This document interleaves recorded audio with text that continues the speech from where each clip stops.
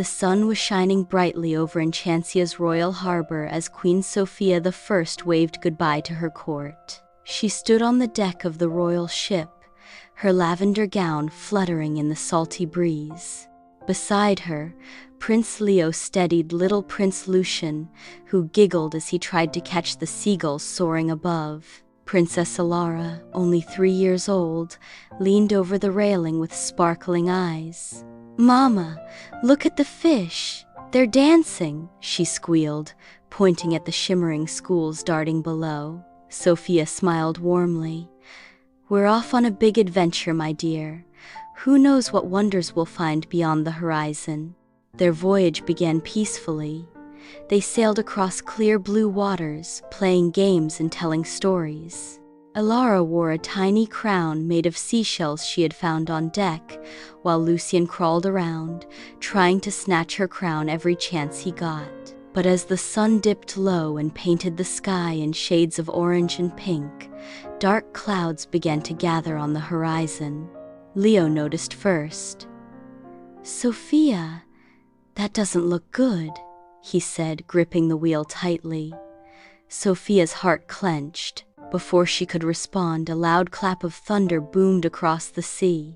The ship rocked violently as strong winds howled around them. Rain splashed down like shimmering daggers, soaking everyone in seconds. "Elara, Lucien, hold on to Mama," Sofia cried, wrapping her arms around her children.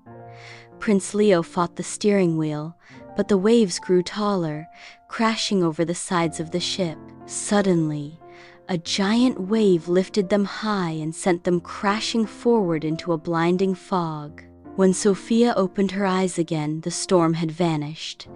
The ship had come to a gentle stop, resting on a stretch of soft, golden sand. Where are we?" Elara whispered. Peeking from Sofia's embrace, Sofia stood up carefully, brushing sand from her gown. Before them stretched a lush island, filled with towering trees covered in flowers, shimmering crystal rocks, and glittering streams that sparkled like diamonds. Leo carried Lucien down to the sand. The little prince squealed with delight and immediately began crawling toward a bright blue butterfly. "Lucien, come back here!" Leo laughed, running after him. Sofia and Elara stepped onto the beach together. Just then, a group of small animals emerged from the trees, rabbits with shimmering fur, squirrels with golden tails, and even a tiny fawn with silver spots. The creatures bowed low. "Welcome, Princess Elara," chirped a wise old parrot wearing a crown of tiny leaves. Elara's eyes widened. "Mama, they can talk." Sofia knelt beside her daughter. "Yes, my love. It seems we've found a very magical place." The parrot hopped closer. "We've been waiting for a true-hearted princess to visit us. Today, Princess Elara, we would like to make you our queen just for one day." Elara's mouth fell open. "Queen? Me?" She turned to Sofia with pleading eyes. Sofia chuckled and nodded. "It sounds like fun, doesn't it?" Elara clapped her hands joyfully as the animals placed a flower crown on her head. They led her into the forest, where animals danced and sang in her honor. They served her sparkling fruit juice from giant flower petals, and gave her a throne made of woven vines and soft moss. Meanwhile, Lucien continued to crawl around, giggling as he chased after the shimmering insects and butterflies. He found a small, glowing crystal and put it in his mouth before Leo gently scooped him up. "No, little explorer, that's not a snack," Leo said, laughing despite his worry.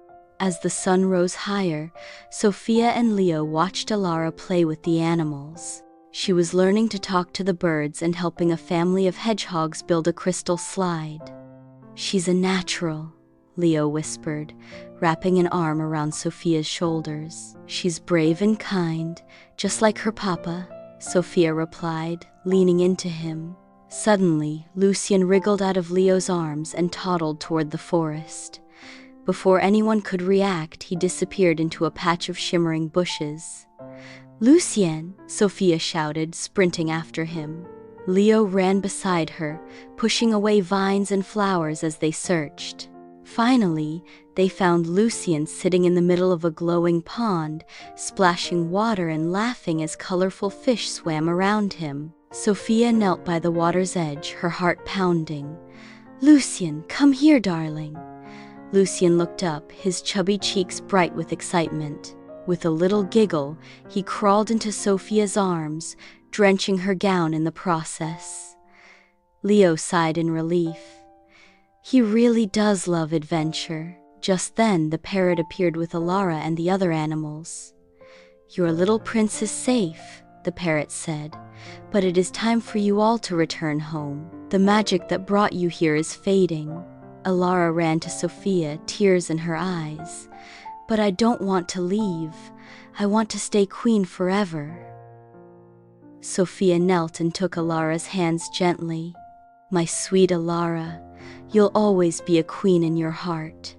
But your kingdom and your people need you back home." Elara sniffled, then slowly nodded. The animals hugged her goodbye and gave her a small crystal flower that glowed softly.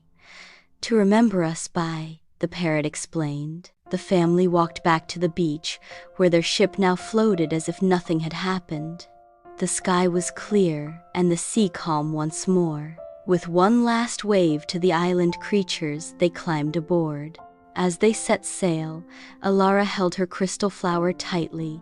Lucien curled up and fell asleep in Leo's arms, and Sofia steered the ship toward the horizon with a peaceful smile. They may have left the island behind, but the memory of that magical day when Elara was a queen and Lucien explored a sparkling jungle would forever be a shining treasure in their hearts. The end.